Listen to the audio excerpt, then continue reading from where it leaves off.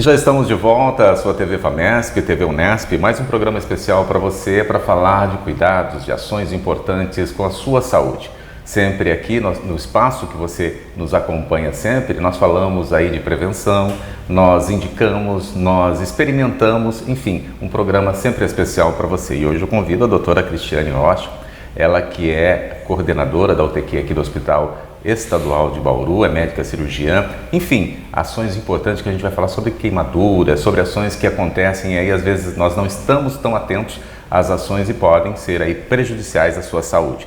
Doutora, obrigado pela sua presença conosco aqui, por mais um momento especial para falar aos nossos amigos que acompanham em casa. Eu que agradeço o convite, muito obrigada pela oportunidade. E nós que vamos aí aprender um pouquinho mais, eu tenho certeza disso. Doutora, para a gente começar, a gente sabe que a sua ação aqui na unidade do Hospital Estadual é uma ação importante, porque o Hospital Estadual ele não atende só os 68 municípios quando tem necessidade, acaba atendendo o Brasil inteiro, se for necessário e tiver condições de atender essa população quando ela sofre algum acidente, como por exemplo queimaduras, né?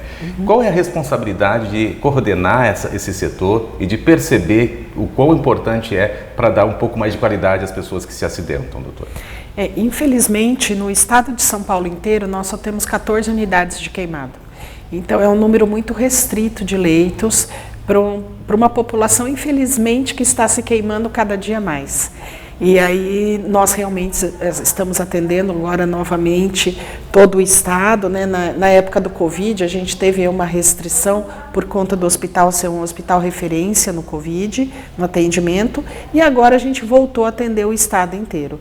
Então, assim, para a gente, para quem trabalha na unidade de queimados, isso é gratificante, porque a gente sabe que é uma população muito carente de atendimento. Normalmente são pessoas que precisam do atendimento SUS, aquelas pessoas que se queimam na sua grande maioria, e a gente sabe o quanto estava fazendo falta a nossa unidade dentro desse atendimento do Estado. Então é gratificante poder voltar a atender todos os municípios do Estado. A gente sabe, né, que a queimadura ela deixa sequelas, marcas aí para o resto da vida, né? Sim. E já tive a oportunidade de entrevistar alguns pacientes, né, aqui dentro do Hospital Estadual mesmo, e a gente percebe, né, uma certa tristeza, como que é o diálogo, qual é o diálogo, o tratamento, como que se faz para que essa pessoa possa ter um pouquinho mais de acreditar um pouquinho que ela pode estar melhor ali depois, né? A senhora como cirurgiã plástica também, né, que vai restabelecer algumas ações e esse cuidado diário, como que é esse cuidado diário com esse paciente que ali sofreu um acidente grave, está com o corpo quase que todo ele queimado, né? E o que acontece aqui, não coisas leves, mas muitas coisas mais graves também, né, doutora? Sim, é um tipo de doença que a gente fala que é uma urgência, que a pessoa não está esperando. Então, hoje você saiu de casa para trabalhar, você deixou sua família, você veio trabalhar e, de repente, acontece um acidente no seu local de trabalho e você precisa ficar internado durante 3, 4, 6 meses. Então, você imagina como é isso para a pessoa, ficar longe da sua casa, ficar longe da sua família, ficar longe das suas atividades. E daqui 4, 6 meses, quando você tiver alta, todas as pessoas continuaram vivendo, todas as pessoas continuaram fazendo a sua rotina, só a sua rotina que mudou. Então, é muito difícil para esse paciente permanecer tanto tempo no hospital e depois a gente readaptar ele para voltar à sociedade, com as suas dores, com a sua sequela física da queimadura, com as suas cicatrizes e sabendo que a vida das outras pessoas continuaram, só a dela que não. Então é muito complicado. O atendimento dentro da unidade de queimados, por conta disso, é um atendimento multidisciplinar. Então, desde a internação, esse paciente já começa a receber visita da psicóloga, assistente social, fisioterapeuta, exatamente para a gente estar pensando já desde a internação em como vai ser a reintegração desse paciente depois da alta, depois de tanto tempo internado. A gente fala que o paciente queimado, no mínimo, ele tem uma sequela psicológica. Ele pode até não ficar com alguma sequela física, com alguma mancha na pele ou ter alguma alteração de textura na pele, mas a lembrança do trauma, a lembrança da dor, isso com certeza esse paciente vai precisar conviver com isso o resto da vida. Então é uma patologia que ele vai lembrar sempre independente do tempo que passar. Nós temos a vaidade também, né, da beleza, que é pregada todos os dias, né, todo esse processo aí que a gente acompanha, né, e aí acho que o sofrimento também fica maior, né, porque eu vou estar marcado, eu vou estar diferente, né, e isso é uma questão de estética mesmo, né, que as pessoas buscam e querem estar melhor todos os dias para não serem ali, né, tirar daquele mundo que ela vivia antigamente, né? E não é só a preocupação com a estética, é claro que isso é muito importante, na nossa sociedade a estética é muito importante, então uma mancha ou uma cicatriz, isso sempre vai, pelo menos no início, isso sempre incomoda a pessoa, mas além disso, a resposta à pergunta das outras pessoas. Então, assim, a gente percebe muito quando esses pacientes voltam no ambulatório e eles voltam assim, doutora, eu não consigo ir no mercado, porque eu vou no supermercado, as pessoas, nossa, o que é isso? O que aconteceu? E eu falo, é uma queimadura. Nossa, mas você queimou tanto assim? O que você fez? E aí você tem todo um julgamento das pessoas de algo que aconteceu há muito tempo atrás e que você já sofreu durante aquele período e que as pessoas continuam revivendo no seu dia a dia. Então, a resposta às perguntas das outras pessoas também é muito complicada. Ela tem que voltar para a sociedade preparada para tudo isso. E também para a curiosidade das pessoas. Isso que é o pior, né? E as pessoas realmente, um olhar, só de olhar ali para ela já está tirando ela do centro. Aquele dela, olhar né? de assustado, né? Ou de reprovação. Né? De reprovação, né? Porque a gente acostuma esteticamente olhar uma pessoa que ela esteja normal, né? Um padrão. Um padrão, né? Padrão. E aí, quando você sai um pouquinho desse padrão, a gente começa a estranhar. E essa estranheza que gera isso, talvez, no paciente, né, doutora? Mas o paciente, ele pergunta, doutora, como eu vou ficar? Eu tenho, essas marcas vão sair? Tem esses questionamentos? Como que é o diálogo do profissional com esse paciente? Tanto o paciente quanto a família do paciente. Isso desde o primeiro dia. O paciente acabou de chegar para a gente não sabe nem o que vai acontecer. Muitas vezes a gente nem abriu ainda o curativo. A primeira pergunta é, vai ficar com marca? Vai ficar com cicatriz? E aí, assim, o que a gente sempre responde, vai. A partir do momento que você machuca a sua pele, você vai ter uma cicatriz. É claro que a gente vai tentar deixar essa cicatriz o mais discreta possível. Mas uma marca, uma cicatriz, a pessoa sempre vai ter. Mas essa é uma preocupação frequente desde a hora da internação desse paciente. Vamos falar um pouquinho de queimaduras gerais? Como que eu classifico as queimaduras, doutora? A gente fala primeiro grau, segundo grau, o que ela atinge no primeiro grau, o que atinge no segundo grau e no terceiro grau, queimaduras? Queimadura de primeiro grau é aquela queimadura que todo mundo já teve, né? Então, um dia que você sai de casa, toma sol e a hora que você chega em casa, você tira a roupa, no local que estava a sua roupa, a sua pele está mais clara, e no local exposto ao sol, essa pele está mais escura ou ela está mais avermelhada.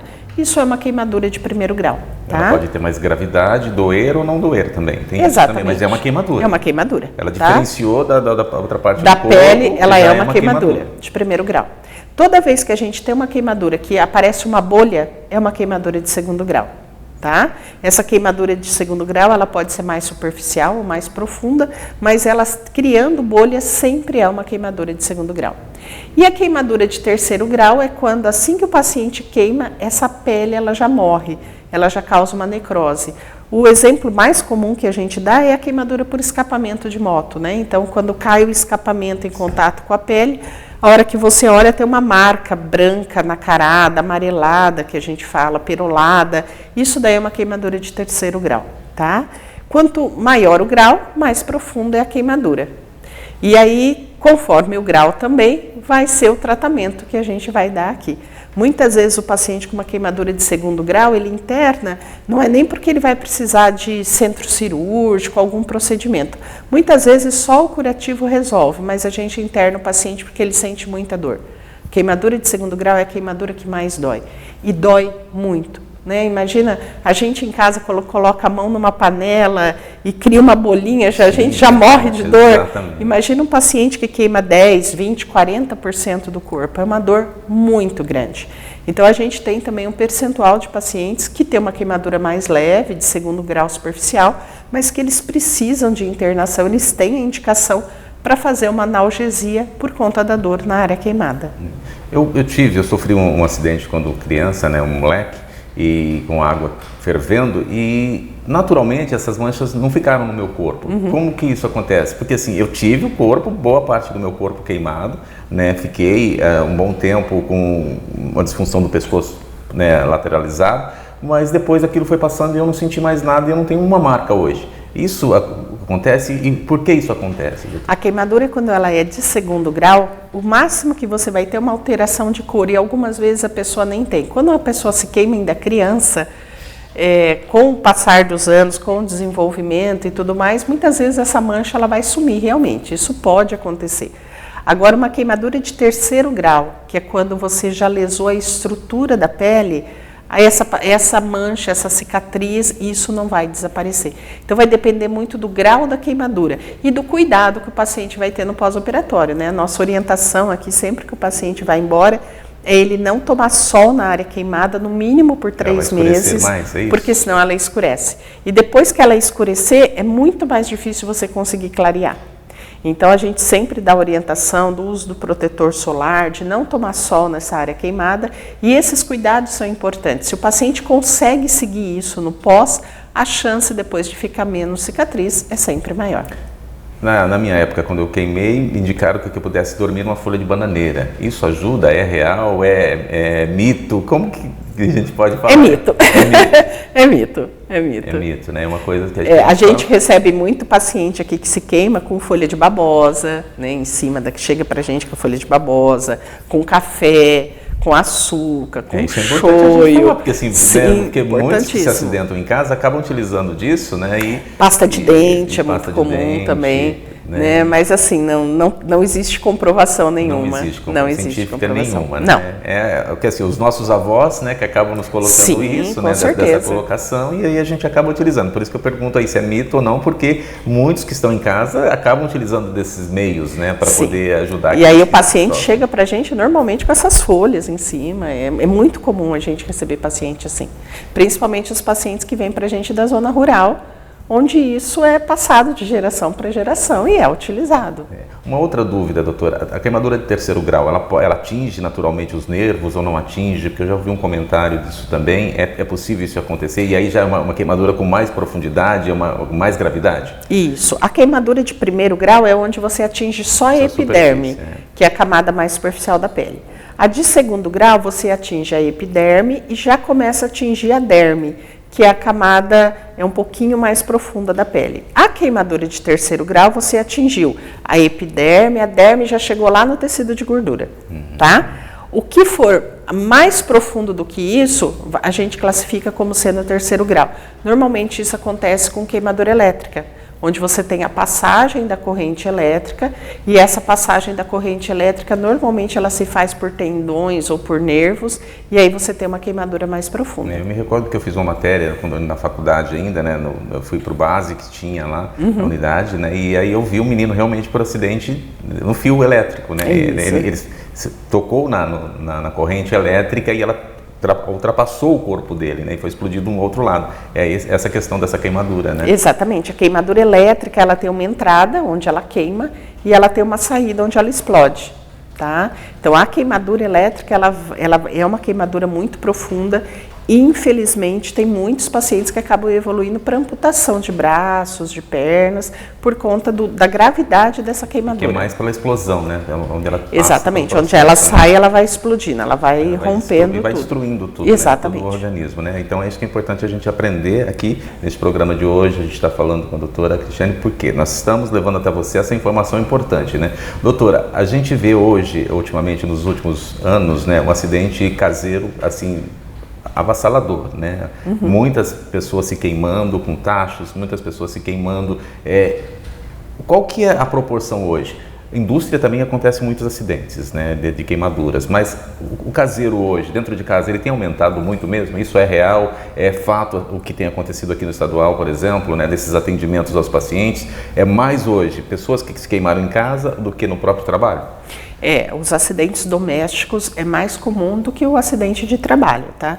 E infelizmente o nosso grande vilão é a cozinha, né? Então, é o cabo da panela que as pessoas deixam para fora do fogão, é o uso daquelas toalhas compridas, né? Que exatamente por costume as pessoas têm. Então, coloca a toalha comprida, coloca uma panela de sopa em cima, a criança vem, puxa a toalha, derruba isso daí em cima dela. Então, assim, infelizmente, para a nossa infância e para os nossos idosos, a cozinha é um perigo muito grande, é onde acaba acontecendo um grande número de acidentes. O que a gente percebeu na pandemia foi um aumento do número de queimaduras com crianças até 5 anos de idade. E isso vai muito de encontro àquilo, né, dos pais muitas vezes estarem trabalhando dentro de casa, mas eles estão trabalhando, eles não conseguem cuidar das crianças, ou os pais que nessa pandemia não pararam de trabalhar e as crianças ficaram em casa porque não tinha creche, porque não tinha escola, e aí essas crianças ficavam com outros irmãos mais velhos cuidando, ou com os idosos que não têm tanta agilidade. Então, o que a gente percebeu nessa pandemia foi um aumento muito grande de crianças até 5 anos de idade, e principalmente queimadura por escaldo, que é essa com líquidos quentes. E a gente viu também de tachos também, que foram muitos, aumentaram muito. Então, a gente não dá para associar que é a falta do gás, o aumento do gás, mas que a gente teve um aumento aí também, né? Eu vi alguns números ultimamente aí que tem acrescido muito aí esse processo, né? A churrasqueira de tacho, que a gente fala que é o disco do arado, que o pessoal fala muito, e infelizmente é uma churrasqueira que está na moda, ela é um perigo muito grande, né? Porque você imagina, é um recipiente cheio de álcool líquido, onde você coloca um tacho em cima para preparar o alimento, normalmente a carne, e as pessoas, primeiro, às vezes usam álcool gel, que você não enxerga a chama. Pior ainda, né? Ou senão elas usam álcool combustível, porque na cabeça delas o fogo vai pegar mais rápido. E aí, a hora que elas olham, elas não conseguem ver que tem chama, elas acham que esse tacho apagou. Ou ele pode até ter apagado, mas ele ainda está muito quente, esse recipiente. E aí, a história é sempre a mesma, sempre alguém levanta o tacho e a outra pessoa joga o álcool nesse recipiente quente. E aí você tem uma explosão. E aí você tem uma explosão e você acaba queimando tanto quem está segurando o tacho, como quem jogou o álcool e as pessoas que estão ao redor. Então, normalmente, esse tipo de acidente, a pessoa nunca vem sozinho, sempre queima uns 3, 4 juntos. Nossa, a família toda unida. A família toda, é assim, infelizmente é uma churrasqueira que está muito na moda, mas que ela causa um acidente de proporções gigantes para uma família inteira. Então, chega a então ter famílias todas elas internadas numa unidade, por exemplo? Sim, nós já chegamos a receber pai, mãe, 3 filhos. Nossa, porque realmente você queima todo mundo que está ali ao redor. É um perigo muito grande para uma coisa que está na moda. Qual que é o conselho, doutora? Não usar. Não usar? Churrasqueira de tacho, não usar. Volta a usar a churrasqueira normal de carvão. Mas ainda assim com cuidado para acender, né? Sem acender com álcool, acendendo com óleo, ou acendendo com aqueles acendedores que são próprios, mas não utilizando o álcool líquido. O álcool líquido e fogo e a chama são duas coisas que não combinam e o risco de você ter um acidente é muito grande. A gente quer fazer mais rápido e acaba acontecendo um acidente também, né? O acidente Exatamente. também é muito rápido, né? Muito rápido. Tempo, né? É muito rápido e assim, a queimadura ela é muito rápida para acontecer, mas ela demora muito para sarar. Olha aí, olha, se você tem esse hábito, né, o cuidado, muitos não vão falar, não vou tirar esse hábito, mas tem que ter o cuidado, né? Sim, com certeza. E lembrando também uma coisa muito importante que a gente sempre fala, que é assim, as crianças imitam os pais, né? Então, hoje o pai vai lá, coloca o álcool, acende a churrasqueira. Né? O filho está sempre olhando o que o pai está fazendo.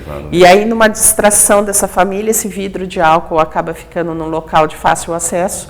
A criança vai pegar o vidro de álcool, vai colocar para queimar folha, enfim, queimar papel. É brincar, né? E brincar, só que ela fica do lado, ela joga o álcool e acende, essa criança se queima.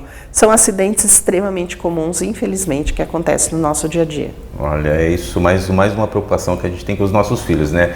Pelo menos o álcool que está ali, já guardar num local, né, que ele não tem acesso, né? Exatamente. E já é uma forma de estar educando essa criança também, de ela não pegar, porque se ter acesso, ela vai brincar realmente, né? Como a senhora colocou, vai imitar os pais, vai querer fazer a brincadeira com o amiguinho, com o irmão, e aí acaba acontecendo acidentes, né?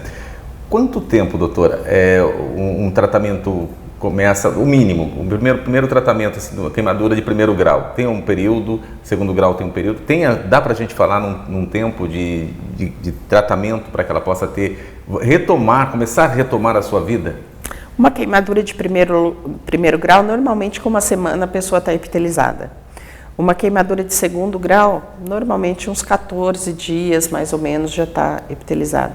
Uma queimadura de terceiro grau, não tem tempo. Não dá tempo. E você tem que levar em consideração outras coisas, né? São a pessoa que se queima, não é só a queimadura, são todas as outras doenças que essa pessoa tem. Então, muitas vezes é uma pessoa idosa que tem pressão alta, diabetes, hipotiroidismo, problema cardíaco, asma. E aí tudo isso vai aumentando e vai complicando outras coisas no paciente. Crianças que normalmente têm outros problemas de saúde ou muitas vezes não têm uma alimentação adequada e aí falta nutrientes para essa pele acabar reepitelizando. Então é muito complicado você falar isso, bater um martelo e falar, olha, vai demorar tanto. Né? Exatamente, porque as outras patologias, a nutrição desse paciente, tudo isso vai influenciar na evolução dela. Eu até fiz essa pergunta porque a gente fica avaliando, mais ou menos pensando, né, quanto tempo ela vai ter. Mas aí existe processo cirúrgico, existe uma cirurgia, segunda cirurgia, tem todo um processo, né, de recuperação desse paciente, né? Aquilo que dá para fazer, o profissional vai estar ali cuidando dele até que ele tenha uma melhor qualidade, né? Tanto do teu corpo quanto da tua vida. Você acabou de colocar aqui, ele acaba, no primeiro momento você falou assim, uns 4 meses mais ou menos, ele ainda está sofrendo por esse processo. Sim, né? Com certeza. Ele ainda está passando por esse processo. E aí, quantas cirurgias aproximadamente dá para se fazer hoje no paciente? Quantas você já fez para tentar recuperar ele, por exemplo? Eu acho que o paciente que nós mais fizemos cirurgia foi um paciente que ele fez 8 desbridamentos, que é a limpeza desse tecido morto, e nós fizemos 12 enxertos de pele, que é colocar uma pele no lugar onde esse paciente queimou, né? Então, assim, o número de cirurgias, quanto o paciente precisar, a gente vai estar fazendo. Né? Para que ele tenha qualidade na vida melhor, né? Então acho que sim, isso é importante, isso né? Imaginando essa internação, essa fase aguda, porque depois esse paciente vai embora, ele continua em atendimento ambulatorial e muitas vezes ele vai ter que operar sequelas dessa queimadura. E esse acompanhamento é no mínimo de 2 anos e pode ser para a vida toda. Como que está o tratamento hoje? Ele melhorou muito com relação a décadas passadas, né? O que vem aí de novidades, que é possível fazer tratamento a esses pacientes, que eles possam aí realmente ter qualidade de vida? Melhorou muito. Hoje em dia a gente tem muita pesquisa com relação às peles artificiais, né? A pele de tilápia, que foi tanto falada. Nesse detalhe mesmo. Isso. Hoje em dia a pele de tilápia ela não é autorizada ainda pela Anvisa para comercialização. Só pode utilizar a pele de tilápia para estudo científico, então os locais que estão participando dos estudos. É um excelente tratamento e eu acho que o mais importante nela é que ela diminui a dor do paciente. Isso para o paciente queimado é muito importante.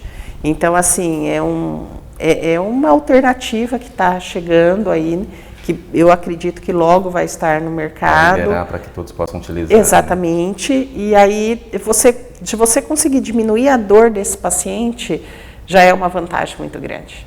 A senhora disse, né, que dói muito, né, uma queimadura de terceiro grau dói muito, né, e ele sofre muito com isso. Né? Sim. Aí ele tem que estar medicado o tempo todo para que ele o tempo todo. Até ele começar a recuperar. E a gente conseguir diminuir nessas medicações. Olha, deve ser incrível, né? Porque a gente, como a senhora colocou também no início do nosso bate-papo, né? Qualquer queimadura leve que a gente tem em casa já dói bastante, imagine. Né? Quando a pessoa tem uma parte do corpo muito grande. E a maior parte, né? Às vezes tem pessoas com 70%, 80% do corpo todo queimado, né? Olha, vamos prestar atenção nesses detalhes, né, doutora? Eu vou pedir agora para que ela dê aí algumas dicas importantes, né, para que a gente possa cuidar melhor do espaço que estamos, do nosso familiar, dos nossos filhos, né, para que a gente não venha sofrer esses acidentes, né? O nome é acidente, ninguém quer que aconteça, mas se você tiver alguns cuidados, que eu vou pedir para que ela nos dê aí algumas dicas, eu tenho certeza que você vai melhorar a sua vida e a vida de quem está com você, doutora. Nos dê algumas dicas importantes, né, para que as pessoas possam estar ali atentas para que evite esse acidente. Bom, em primeiro lugar, a cozinha, né, como eu já falei agora há pouco, então é sempre criar o hábito de colocar as panelas na boca de trás do fogão, com esse cabo da panela virado para dentro, para se alguém esbarrar, não virar essa panela em cima da pessoa. Tentar diminuir o uso dessas toalhas compridas e usar mais aqueles jogos americanos, né, aquelas toalhas menores, exatamente para evitar que a criança puxe. Usar protetor de tomada, que parece uma coisa tão boba, né? Ah, nunca usei na minha casa, nunca aconteceu um acidente. Só que se o fio estiver desencapado ali atrás da tomada e a criança for colocar o dedo, ela pode ter um choque, ela vai perder a ponta do dedo. Tá? Um outro acidente muito comum com criança, a hora que elas estão engatinhando, coincide com a fase de estar nascendo os dentes. Então essa criança normalmente vai e começa a morder os fios. E aí de tanto morder o fio no mesmo lugar, esse fio desencapa e a criança pode ter uma queimadura elétrica, pegando toda a comissura labial, pegando todo o lábio, a língua dessa criança. O álcool, né, que deveria ser uma coisa proibida e infelizmente com a pandemia acabou voltando o álcool líquido e voltando com tudo para dentro das casas das pessoas, e é um perigo muito grande. Infelizmente as pessoas não têm essa noção do quanto o álcool líquido é perigoso. Então evitar ao máximo o uso de álcool líquido em casa, e se você for ter o álcool líquido, deixar em um local que não seja do alcance das crianças, porque elas vão usar, elas estão vendo os pais usando, elas vão querer imitar e infelizmente vão usar esse álcool líquido numa quantidade muito maior e muito perto, então são os acidentes muito graves. Tá? Então assim, basicamente a nossa casa é um risco muito grande, a gente tem que tentar ao máximo proteger a todos nós e principalmente as nossas crianças e idosos. Eu acredito que quando você está fazendo algo, cozinhando para a sua família ou fazendo um churrasco, é festa, né? Então a gente tem que continuar com a festa e não com a tristeza, certeza, né, doutora? Com certeza. Eu acho que esse é o processo também que a gente tem que identificar. Se eu tenho cuidado, a minha alegria vai ser mais constante, né? Se eu não tiver todo o cuidado, a tristeza vai vir por um acidente que vai acontecer ali, né? Então esperamos que a senhora atenda as pessoas, cuide das pessoas, mas que diminua esse número de acidentes que acabam acontecendo, né? Porque é difícil para uma pessoa a gente ver um paciente ali acamado, um paciente sofrendo, né? Perdendo a qualidade de vida dele, né, doutora? Acho que a senhora acompanha todos os dias isso. Sim, com certeza, é muito difícil. É muito difícil não só para a pessoa, mas para toda a família, né? Você imagina você ter um familiar passando dor, que você sabe que está sofrendo e há tanto tempo dentro do hospital. É muito difícil, não só para o paciente, mas para todos que estão envolvidos de alguma forma, parentes, amigos, é tudo muito difícil. Para a gente, finalizando quase o nosso programa de hoje, doutora Cristiane, por que ser médica? Eu pergunto para todos que chegam aqui, que escolhem uma profissão, que é uma profissão tão nobre, né, de cuidar do outro, de auxiliar o outro, por que ser médica e por que especialidade de cirurgia plástica? Eu acho que eu escolhi ser médica por uma vontade de ajudar realmente as pessoas. Era uma coisa que eu sempre quis. Na verdade, eu sempre brinco, eu falo isso, que o dia que eu contei para minha mãe que eu ia fazer medicina, minha mãe chorou sem parar, porque ela queria que eu fosse professora, ela não queria que eu fosse médica. E para eles foi uma tristeza muito grande eu falar que eu queria ser médica. Então não foi algo que a minha família falava ou se sempre é algo que chama atenção. Não, e um dia eu cheguei em casa e falei, vou fazer medicina. E foi um choque para todo mundo, porque ninguém esperava isso. E eu sempre fui apaixonada por aquilo que eu faço.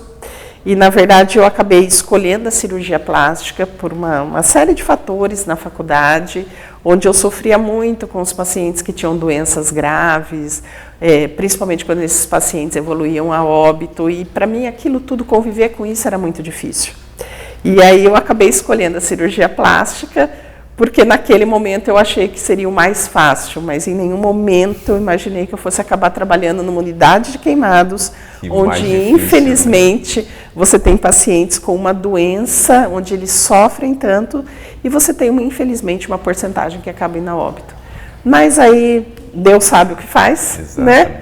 E foram aparecendo os convites, as oportunidades, e algo que eu iniciei para ficar só 2, 3 meses, eu estou há quase 18 anos fazendo isso e sou completamente apaixonada pela unidade de queimados, pelo tipo de paciente que a gente atende, por tudo aquilo que a gente pode proporcionar para o paciente. Eu acho que isso é mais importante, né? O tratamento de um paciente queimado, ele depende, é claro, do médico, do clínico, do pediatra, do cirurgião plástico, do anestesista, mas ele depende de toda uma equipe que está por trás, que é a equipe de enfermagem, que são as psicólogas, assistente social, nutricionista, fono, fisioterapeuta, terapeuta ocupacional. Então, você tem uma série de pacientes por trás daquele paciente queimado, dando atendimento.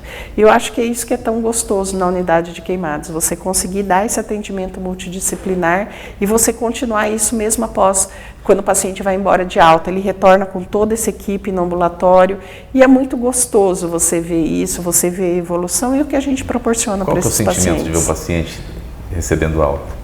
É maravilhoso. Quando você pega um paciente que ficou internado 6, 7 meses, onde em alguns momentos a equipe toda achou que a gente ia perder esse paciente, e depois de tanto tempo você vê esse paciente saindo, esse paciente olhando para você e sorrindo, vale qualquer coisa, é recompensador. Eu acho que é isso que eu gosto tanto, esse desafio de você vencer tudo isso e ver o paciente saindo bem depois de tanto tempo. Parabéns pelo seu trabalho. Muito obrigada. É muito gratificante ouvir, né, esses depoimentos aqui, e de cada dia a gente vai aprendendo um pouquinho mais, né, da importância dos profissionais em suas áreas para ajudar aí aquele conforto melhor a quem está em casa sofrendo, né? A família sofre, o paciente sofre, Sim. Todo mundo sofre, né, doutora? Com certeza. Obrigado. Seja sempre bem-vindo aqui conosco para que a gente possa trazer mais informações. Se tiver mais alguma coisa, está aberto aí para que você possa fazer. O que a gente percebe quando a gente cuida do paciente queimado é que, assim, infelizmente, 10% dos acidentes normalmente são inevitáveis. São tragédias que acontecem que a gente não teria nada para evitar. Mas 90% dos acidentes são evitáveis. Né, com pequenas coisas, com a atenção, que normalmente as pessoas fazem as coisas porque não tem noção que aquilo possa causar um mal tão grande para ele ou para alguém da sua família. Então, assim, se a gente conseguir pelo menos diminuir esses acidentes que são evitáveis, para nós já está excelente. Perfeitamente. Obrigado mais uma vez. Tá? Eu que agradeço. E obrigado a você que nos acompanha em mais um programa Sua TV FAMESP, TV Unesp. Temas importantes para você verificar aqui. Cuidar da sua saúde é importante. Até o próximo programa.